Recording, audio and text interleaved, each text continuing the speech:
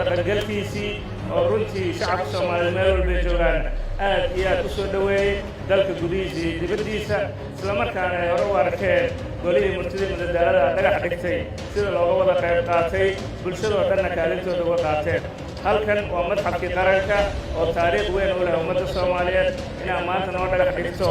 isla markaana si isxilqaannimada bulshadu ay ku samaysatana waa taariikh kale